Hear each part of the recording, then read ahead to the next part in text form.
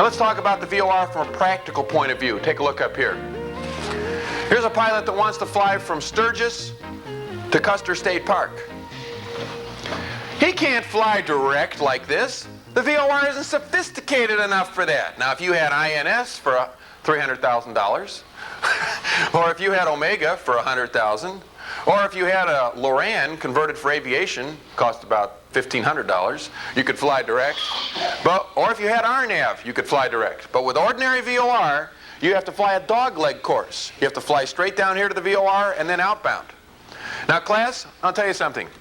That's 310 degrees, that's 130. What we would do in this case is before we even take off, we would set our course selector to the inbound course, which is approximately 130 degrees. You'd reach up and you'd set your bearing selector to 130, just like you see right here. You'd set that to 130. You'd set the VOR frequency of 112.3. You haven't even taken off. Of course, we've got an off indication because we're still on the ground. We can't pick up the station because we're on the ground. Now, as soon as we take off, these are the quadrants we'll have. The bearing selector is set to 130. As soon as we take off, we're going to have a 2 with a left needle if we're over here, of course, and a 2 with a right needle if we're over here, but in any event, we'll turn the plane around to a 130 heading. Something like this. And we'll fly along, we'll have a right needle, we're correct to the right, and that'll get us on course. And we'll fly to the station like this. Will we have correct needle sensing now? Yep. Sure, because we're complying with Captain Al's law. Once we pass the VOR, we'll get a from. What would be the first thing you should do as you pass the VOR, do you think? Turn the airplane, right? Turn the airplane. Because after all, you're getting off course at 2 miles a minute if you're in a 172. So you'll reach up and you'll start turning the plane, but simultaneously, you'll reset to the outbound course, which is about 212 or so here. You'll reach up and you'll reselect the bearing selector to 212, the outbound, which will reorient all the quadrants so we can now fly outbound. Now, we'll of course overshoot this slightly because we can't turn on a dime. We'll turn and we'll re-intercept the course and we'll fly outbound down to Custer State Park. Tell me this, class, I have a question for you. For the $64,000 question and the end of course objective here, how will you know when you get to your destination, the Custer State Park? You'll see it, all right? You look out the window and say, there it is. And what if you're asleep at the switch? You'll overfly it. You'll overfly it. Too bad. So the only way we can really tell is time distance. You can use time distance to tell you when you ought to be overshooting it, something like that. You can use checkpoints, look at points along the ground. But is this fancy, sophisticated navigation? It's crude, okay? Yes, sir. What about, I think you mentioned identifying it first. Oh, absolutely. Of course, you know, you of course want to identify the VOR. It's possible that you could be real high and you could be picking up the wrong VOR. The question is this. The question is your airworthiness. Shouldn't we identify these VORs? Why, sure. Frequency is 112.3. Get up in the air and be sure you're getting a Morse code identification. All right. Yes, sir. Sometimes they tell you to. Yes. Some of them have a voice identification also. They might say, you know, and it would say, Rapid City, VOR. Right? How's that? Okay. All right. Class, guess what we're going to talk about now? ADF. Okay, ADF. And man, have we got this down to a system. You're going to get all these right so quick you won't believe it. Okay, let's look at page 61 at the old ADF radio. This is an ADF radio. Here's an ADF, here's an ADF indicator. This always points to the station relative to the nose. The nose is always 0 on an ADF. If we wanted to go to this station, we would turn a little more than 90 degrees to the left. We'd turn exactly 100 degrees to the left, and that would take us to the station. By turning 100 degrees to the left, the ADF needle would then point in a 12 o'clock position, straight ahead, and that would tell you the station straight ahead. We kind of home in on it, right? That's the way you use ADF. We don't use this as a primary system of navigation for staying on course. There are no ADF airways in the whole United States. We really only use the ADF to home in on a station where there's an ADF on the field, for instance.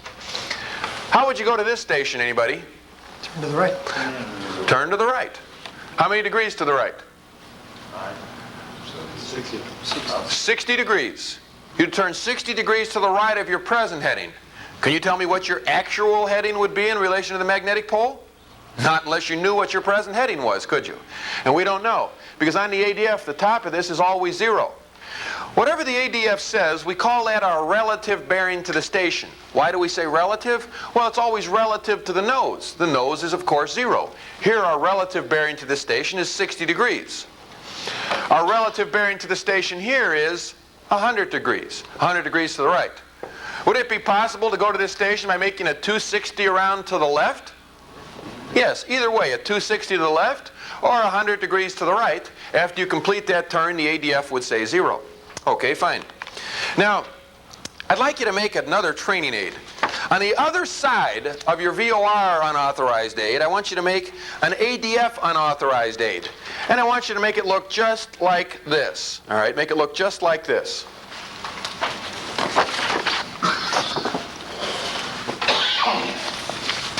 Here's my classroom model, class. See there? Classroom model. I want you to make one that looks just like this.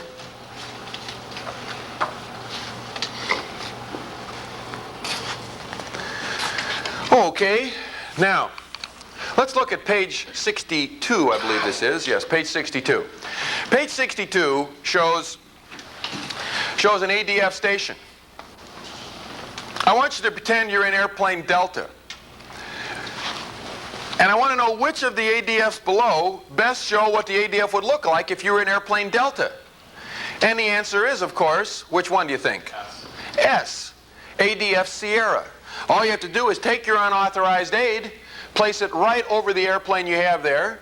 The station is straight ahead of the nose, so it shows 0.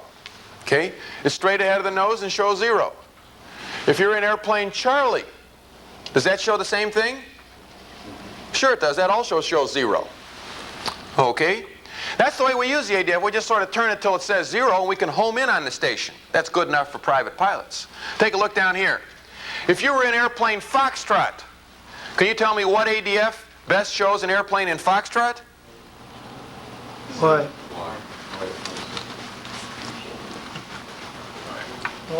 The answer is Y. Yankee. Here we are. Take your unauthorized aid, place it over the airplane. The station is directly off your left wingtip. Directly off your left wingtip is ADF Yankee. This one's directly off this guy's left wingtip. Now, for the $64,000 question, end of course objective, if you were in airplane Hotel, what would your ADF look like if you were in airplane Hotel? Why? It would also be Yankee or Y, exactly the same one.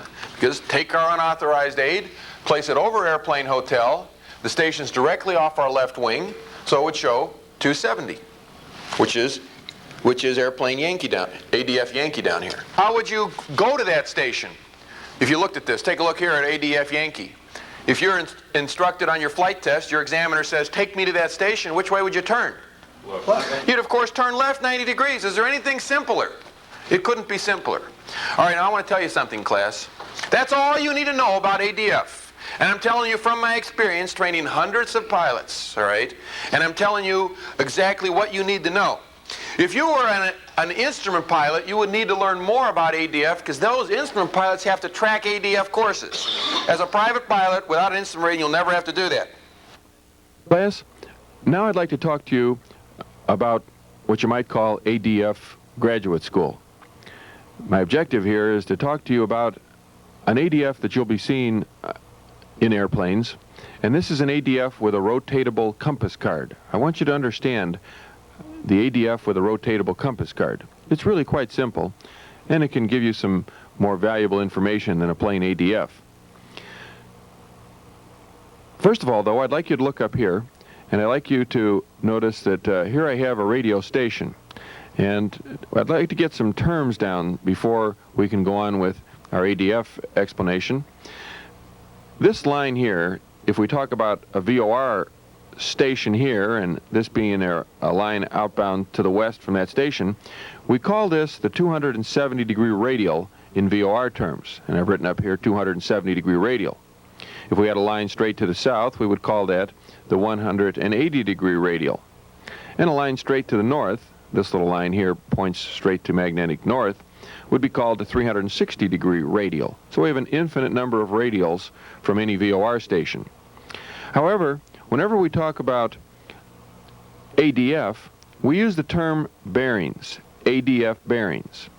Now, if you're going outbound from the station, we simply say we're tracking the 270-degree bearing from the station.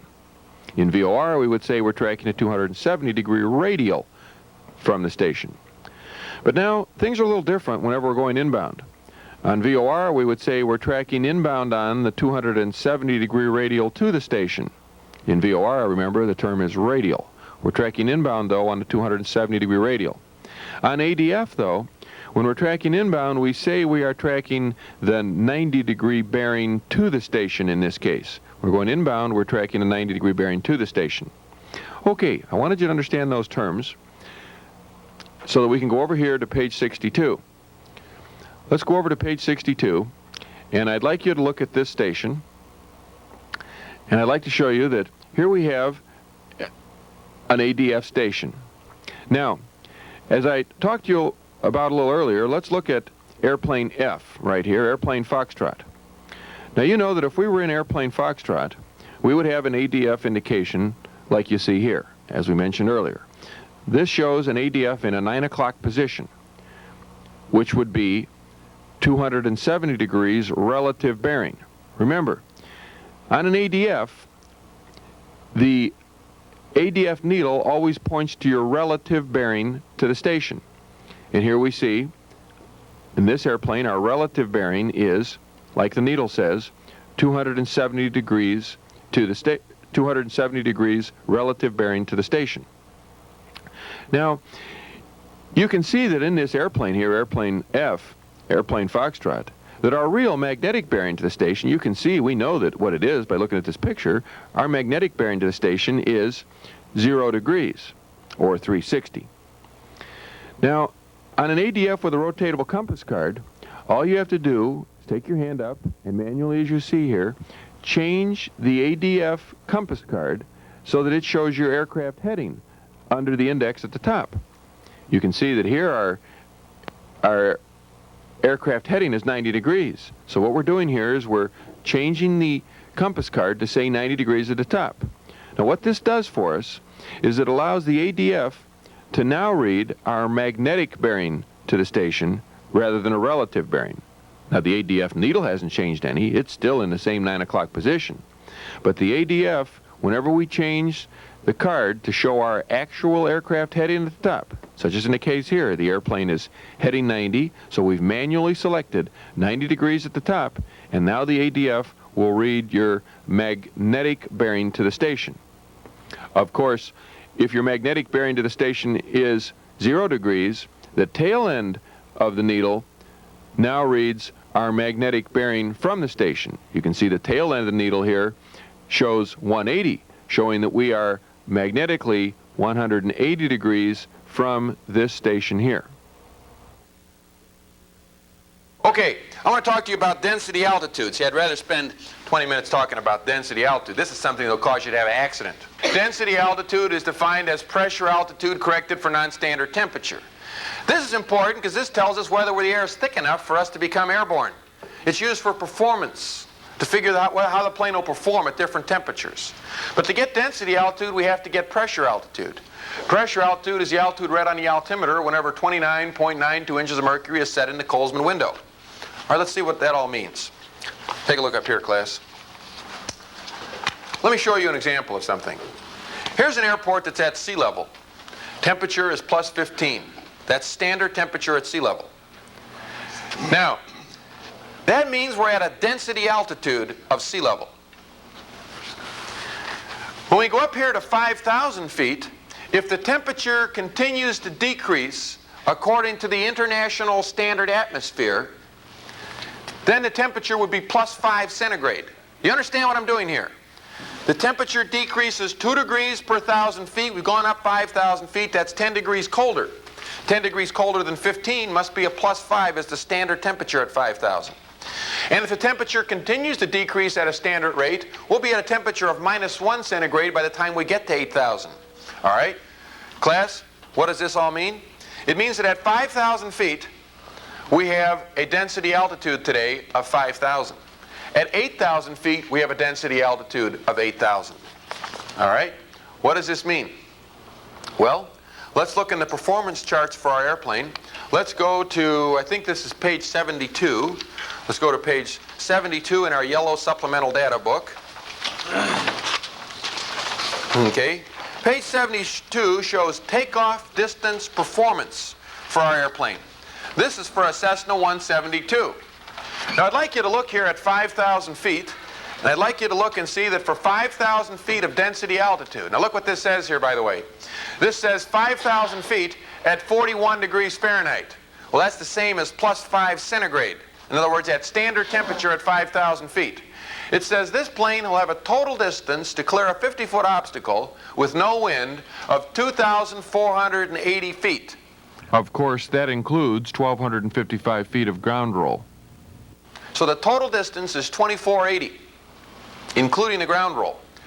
Now, we just looked at an airport for 8,000 feet in my example. I would like you, using the information here on page 72, please tell me what would be the takeoff distance to clear a 50-foot obstacle at 7,500 feet. Can you tell me what that would be? 3855. At 3855, that's correct. Now, tell me, what would it be if we were at 8,000 feet, like the one I had, the example I had just a minute ago? What would it be for 8,000 feet, do you think?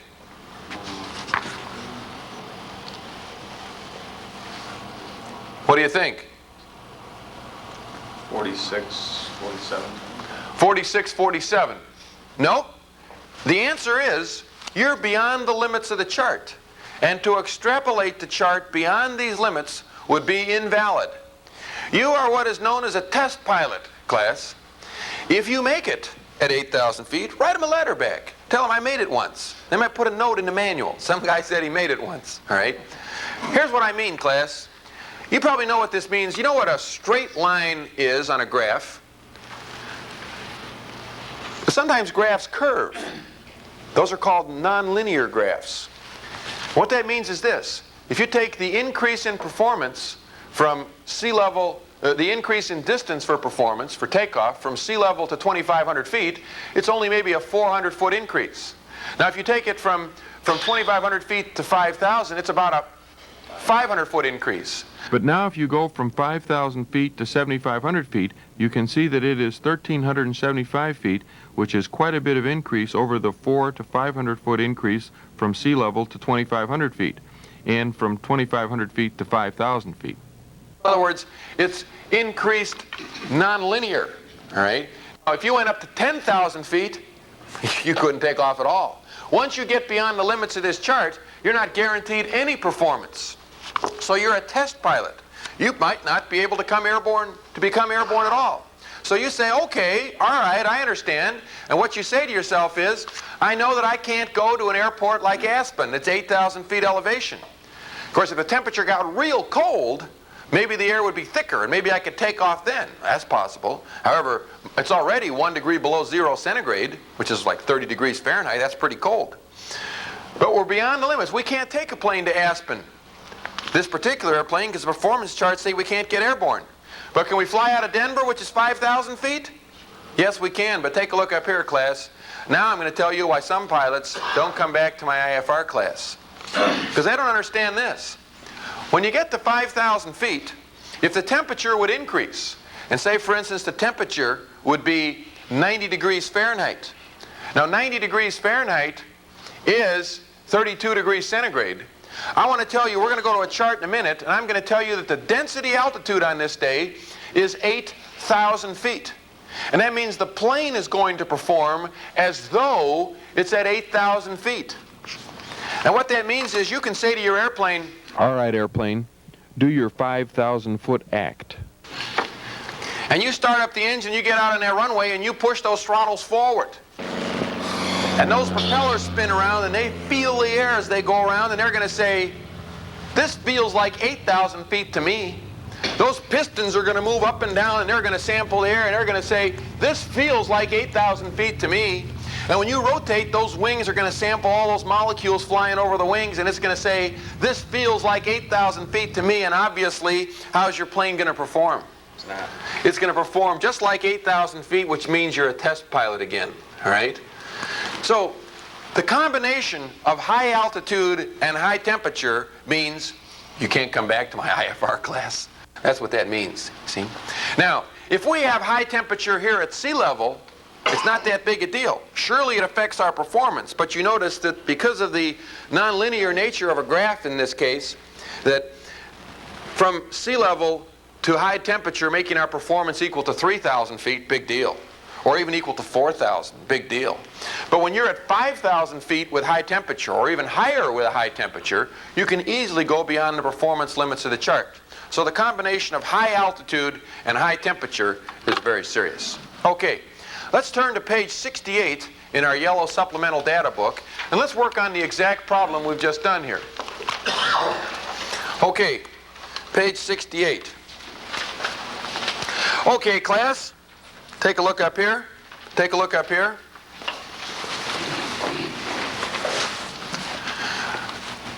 I've got the exact example here. We're at a temperature of 90 degrees, and I've shown a pressure altitude of 5,000. What I want you to do is follow along on this just as I've done. I want you to go from 90 degrees up the line until you get to 5,000. That's the diagonal line there. From 5,000, I want you to go directly to the left until you get over here, and you'll see that you're just above 8,000. Now, if you're not getting that, I know what you're doing wrong. Take a look up here, class. Take a look up here, please. Take a look up here. Take a look up here. Those people that are doing it wrong, here's what they're doing. They're going from 90 degrees, but they're going up to 5,000 straight line over there. Don't do that. You got to go up until you get to the diagonal line that's labeled 5,000 feet. Go to the diagonal line that's labeled 5,000, then go straight across. There's your density altitude, just a little bit more than 8,000 feet. Okay? All righty. Now, what I've done is I've used the field elevation as the pressure altitude, because I didn't know what the actual pressure was that day. Let me explain to you a little bit more about that in a minute. What is pressure altitude? Is there any questions so far you want to ask about how I came up with this? All right? Take a look over here, class. Take a look over here. What is pressure altitude? You see, we're supposed to get pressure altitude before we get density altitude. That's what it says on our fact sheet. Well, class, pressure altitude is the altitude read on the altimeter whenever 29.92 inches of mercury is set in the Colesman window. This is what it says on our fact sheet. Pressure altitude is the altitude read on the altimeter whenever 29.92 inches of mercury is set in the Colesman window. That's what it says. Now, class, look at here. Here's an altimeter. This altimeter is not set to 2992, but if I want to know pressure altitude, all I've got to do is go over here to the altimeter setting correction screw here, turn that until this Colesman window says 2992. The hands of the altimeter will move a little bit, but that's okay. Anyway, they'll move, and whatever they say after I set the Colesman window to 2992, that is my pressure altitude, whatever the hands of the altimeter say. All right, take a look up here, class. Take a look up here. Let's suppose you have an airport, which is elevation 3702. That's the elevation. Okay, now, take a look up here. Suppose that the altimeter setting is, I'm going to show a little altimeter here.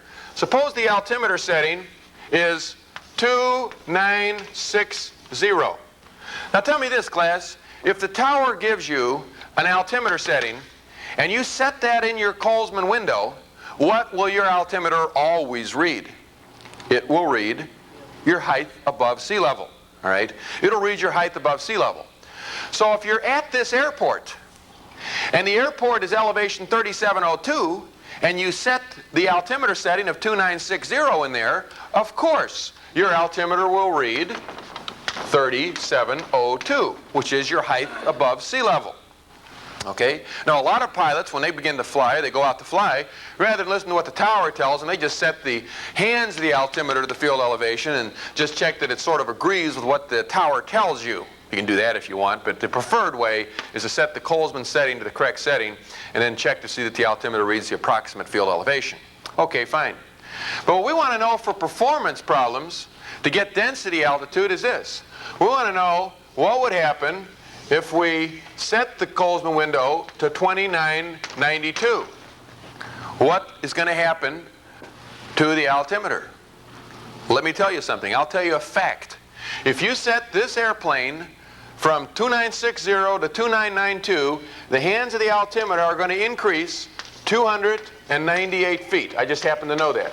They're going to increase 298 feet. They're going to go up 298, so of course the pressure altitude would be 4,000. All right? So our pressure altitude is 4,000. How did I know this would go up 298? Well, let's look at, you got your page 68 in front of you there. Look at here.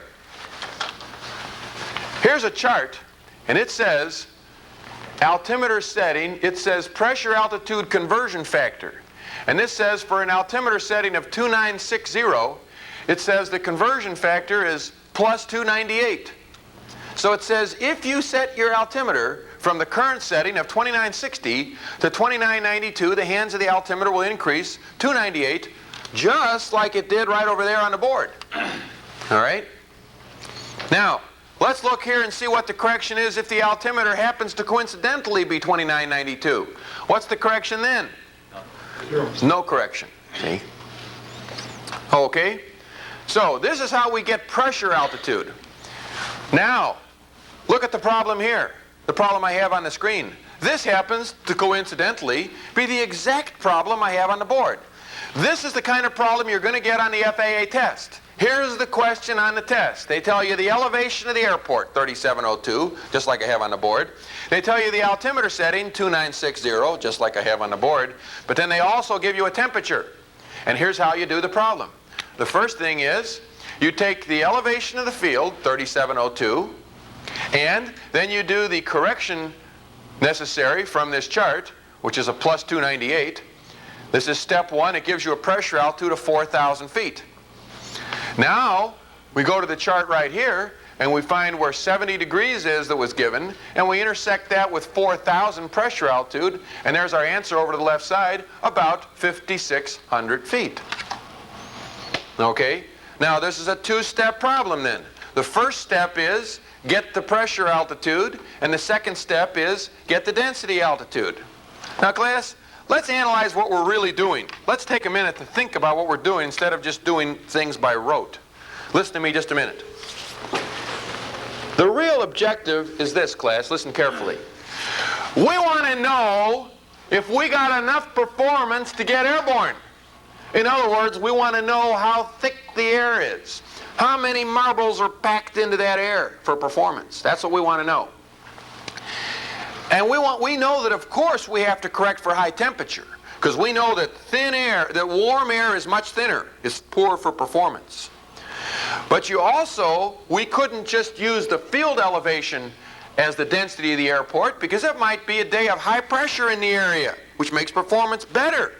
Or it might be a day of low pressure that day. That's why we have to get pressure altitude. Because did you notice that in this sample airport, which was 3702, the altimeter setting was less than standard. It was a low barometer that day. And the end result is that our performance has to suffer from a low barometer. How are we going to end up with that in our final figure? And the way we end up with that is correcting and saying, well, if you've got a barometer of 2960, that's the equivalent to having an airport elevation of 4,000 feet with a standard barometer. So this is how the low barometer comes into play in our final answer. It comes in by the use of pressure altitude. All right? Now, when I gave you the original problem where I said you were at 5,000 feet, I didn't use a barometric pressure because, you know, if you're figuring the performance 2 weeks from Tuesday, who knows whether you're going to have a high barometer or low barometer. So we just go ahead and use field elevation. That's good enough most of the time. However, on your FAA test, if they give you a barometer setting, like they did here, a barometer of 2960, if they give you a barometer, you're going to have to correct for a high or low barometer by using this chart right here where you correct for this. So, to say again, when you get this problem on a test, it's a two-step problem. The first step is correct for the high or low barometer by the use of this, getting us pressure altitude, the use of this section of the chart. And then the second step is we then go to the chart on page 68 and we take the temperature and correct for the pressure altitude and come up with density altitude. Any questions on how we do this? Okay. And I want to talk to you about the computer. By the way, here's an electronic calculator put out that makes this exact correction. It'll figure density altitude for you, all right? Anyway, we're going to do the flight computer right now. I want to look at the wind correction angle problem. I'd like you to get out your flight computers. And here's the problem we have. We're going to fly from airport A to airport B, which is a true course of 90 degrees. I'm giving you an airspeed of this plane of 150 knots. And I'm giving you a wind shown of 30 degrees at 20 knots. The wind is from 30 degrees at 20 knots. Okay. I'm going to go over here to the board, draw out just exactly what we're really doing here. I'm going to draw out just exactly what we're really doing here. And here's what I'd like to show you. We're going from airport A to airport B over here, A to B. Now, if I ask you to do this on the FAA test, or if you were asked to do this, they would probably ask you for a magnetic heading, which means that we would take the true course, correct for wind correction angle, which would give us a true heading. Then we would correct for the variation, which would give us a magnetic heading. Now, the true course was given as 090. How would we really get that in life, class? How would you get your true course in real life? Exactly. You'd go right to the map, you'd put your plotter down, and you would measure the true course as 90 degrees. Now, how would we correct for the variation? How would we get that correction? We get that off the map. And let's say that the variation is, let's say it's only 1 degree east. Just say it's 1 degree east, just for an easy number there. Now, let's look at this problem a minute. Let's think about what we're doing. We're going from A to B. The plane goes 150 knots, which is a relatively fast, light plane. The wind is from 30 degrees at 20 knots. Now, it's not at a right angle to us. It's sort of a quartering headwind, and it's only at 20 knots. I want you to try to guess what you think the wind correction angle is going to be on our computer. Take a look up here. It might be 0, might be closer to 5, it might be closest to 10 degrees, it might be closest to 15 degrees.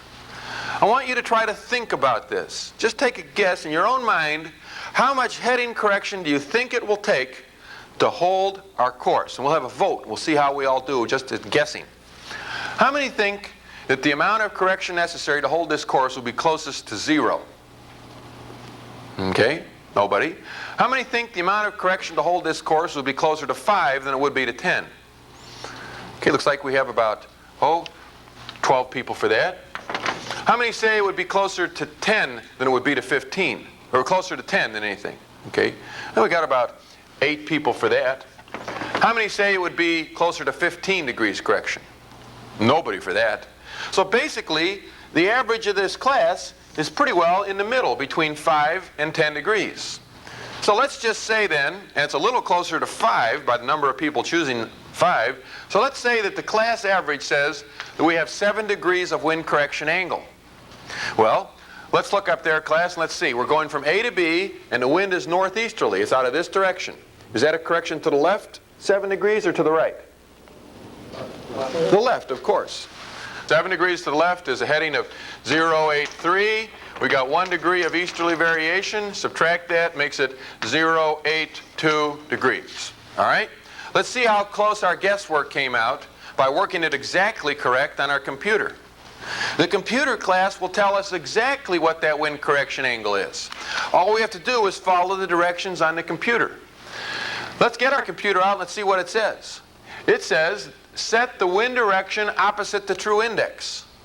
The wind direction is 30 degrees. So let's put the 30 under the true index. Now, do that. Now the next step, class, is the second hardest step. All right? I've got these all marked in hardest steps and second hardest. The next step says, mark the wind velocity up from the grommet. Here's what you have to do, class. Take a look up here. Slide the slide so that this grommet in the center here goes on any prominent point. I put it on 150 here, however, that was a bad example. I should have had you put this, I should have put it, in my case here, I should have put it on 100. But put it anywhere you want, but mark a pencil mark up representing the velocity of the wind. The velocity of the wind is 20 knots. Now if you don't have a pencil, let me know because I've got some extra pencils here. You need a pencil because a pen will not work. Take a look up here. I want you to put that pencil mark up 20 knots from the center of the circle. I'll say that again. 20 knots from the center of that circle. 20 knots from where the grommet is. 20 knots up. And class, take a look up here. Double check and be sure your wind direction is still shown up here under the true index. Now class, when you get that finished, you think you have it correct, circle that so you can find it easily. So it's prominent and easy to find. And when you get that done, I want you to exchange your computer with your neighbor. Your neighbor has a slightly different kind of a computer probably. Check your neighbor out. Gives you a chance to see what other computers look like. Exchange with your neighbor and help your neighbor. Help your neighbor. Let's see how we're doing here. Okay. You got that set to 30? You didn't put your pencil mark in there very prominent. Oh, that's his. Okay. Pencil didn't write too well. Okay. You know how to do that all right? Yeah. Okay. You looking good at this? Everybody know what they're doing here? Looking good? So far, so good, class. Looking good. That was the second hardest step. You can be proud of yourself. You got that one right. Okay. In fact, this is the best class I ever had on this. Most people are all totally confused now. You seem to have it. Now we're going to go to an easy step. Next step says, place the true course under the true index. Well, the true course is given here as being 30 degrees. So I want you to place the true course. 90. Oh yeah, 90 degrees. Again, I was checking. You're listening good. All right. Put 90 degrees under the true index. So we rotate this around until we put 90 degrees under the true index. That's right where the E is for east. Put 90 degrees under the true index. All right? Now, when you get that done, now comes the hard step. This is the hard one. Take a look up here. What you do is this. Take a look up here, class. I want you to slide the slide, just like it says here. Place the true airspeed under the wind dot. You slide the slide so that the pencil mark goes under the wind correction. So that the pencil mark goes over the true airspeed. The true airspeed is shown by this arc that says on it 150. You slide the slide so the pencil mark goes over the 150. Now, if you've done that correct, class, take a look up here. Take a look up here, class. If you've done that correct, and if you now look underneath the grommet, you'll see the grommet should be at about 139, which is your ground speed. All right? And take a look up here, class. If you've done that correct, if you look over here now, you'll see the pencil mark should be approximately 7 degrees to the left. Well, there it says 5 degrees. It should be at about 7 degrees, which happens to be the exact number we guessed on the board. Aren't we good guessers? All right. When you get that done, exchange it with your neighbor, and I'm going to come around and look and see how you're doing on it, okay? Looking good? Got that set all right and all that? Yep. Okay. Looking good there? Okay. Everybody looking good here? Okay. Super. Class, I got to hand it to you. I've trained over 7,000 people, hundreds of classes. This is the best class I've ever had. I've never had so many people got this right right off the bat here. Super class. Great. Okay. Class, you see our correction is 7 degrees to the left. Now, it's 7 to the left because the dot is to the left. sometimes someone says to me, they say this to me, they say, "Your Worthiness, if the dot is to the left, does that mean we always correct to the left?" The answer is yes. If the dot is to the right, does that mean we always correct to the right? The answer is yes, all right? And then someone says, "Well, if the dot is to the left, does that mean we always subtract?" The answer is yes, all right? Now, one easy way of doing this is to look up here and say, well, 7 degrees to the left, my course is 90, 7 degrees to the left would be a new heading of 083 degrees. So your heading is 83 degrees, just like we have right here, 83 degrees.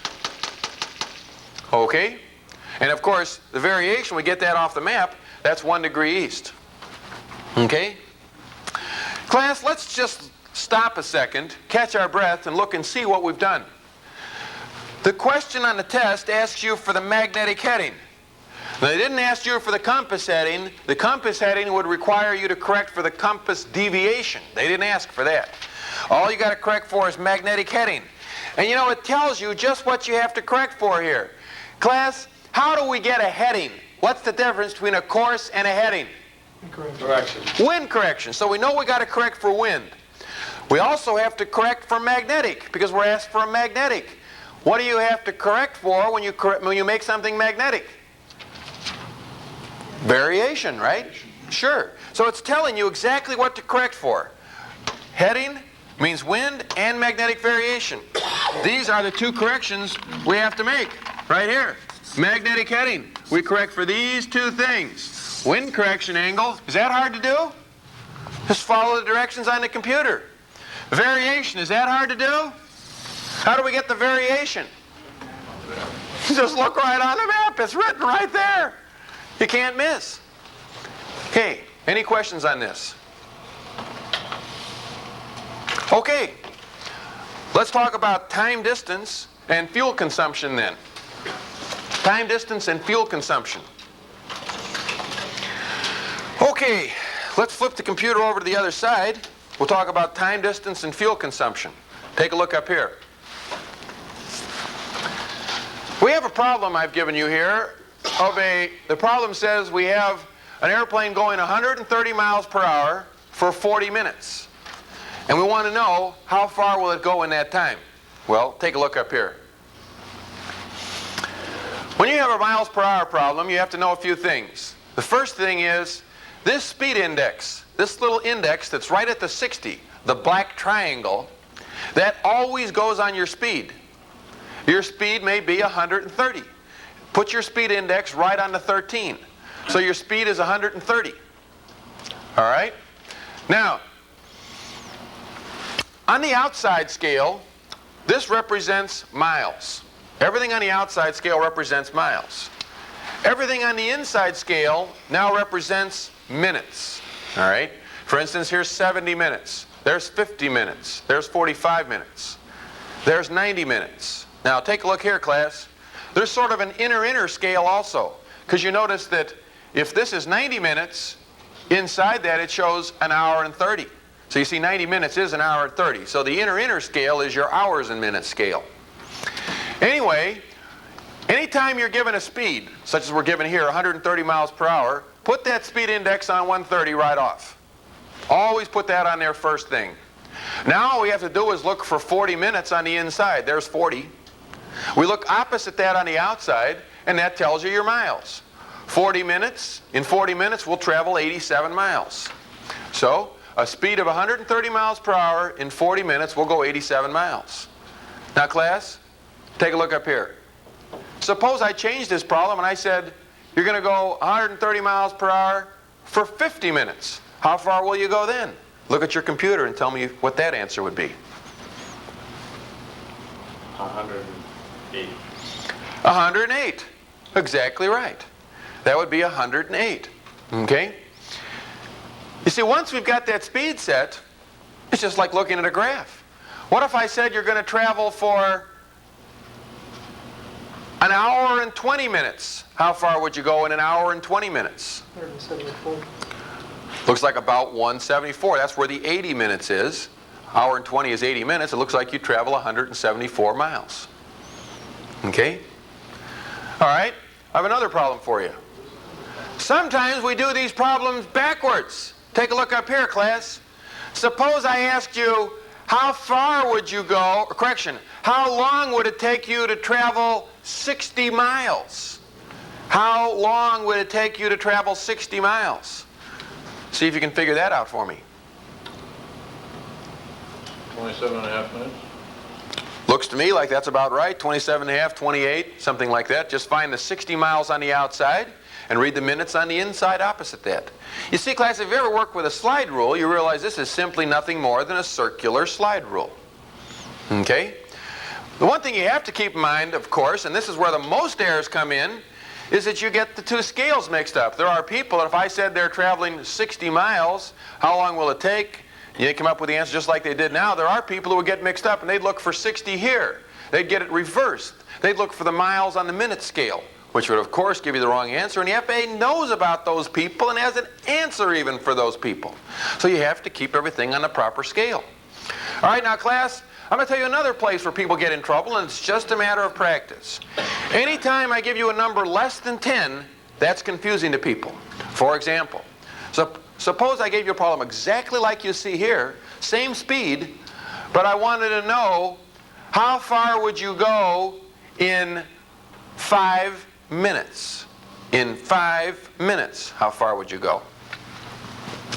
Let me tell you how to do this. Take a look up here first.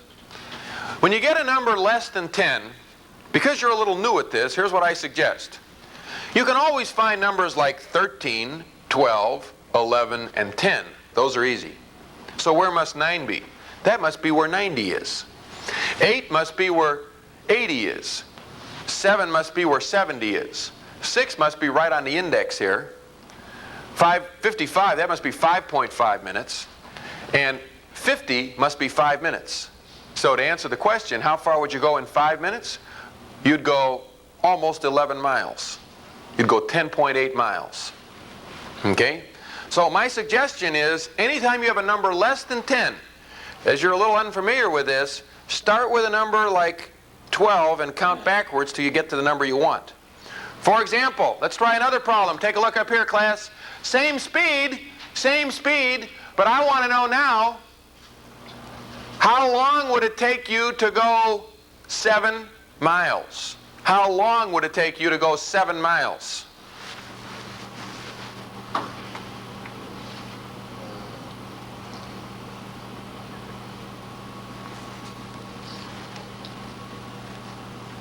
What do you think? A little over 3 minutes. Under 3 minutes. A little over 3 minutes. In other words, the 7 must be out here where the 70 is, because there's 12 miles, there's 11, there's 10, there's 9, 8, 7. So if that's 7, it looks like it's about somewhere between 3 and 3.5, so about 3.3 or thereabouts. Okay? Alrighty?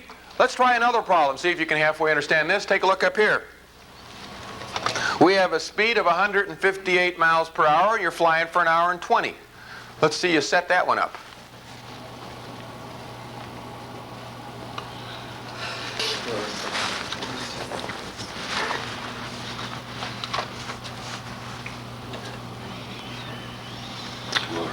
Okay, we've got a speed of 158, so we put the speed index right on the 158, and now we look for 1 hour and 20.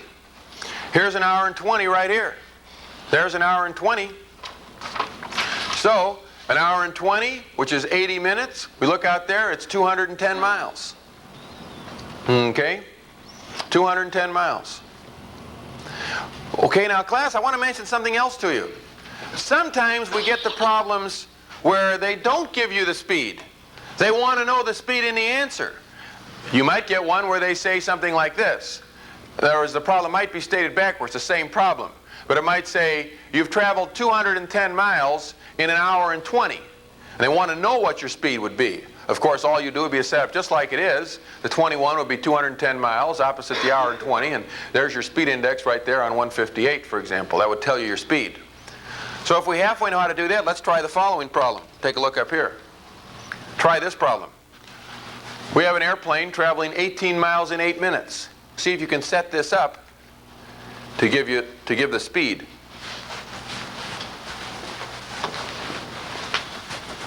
Okay, we've got distance of 18 miles.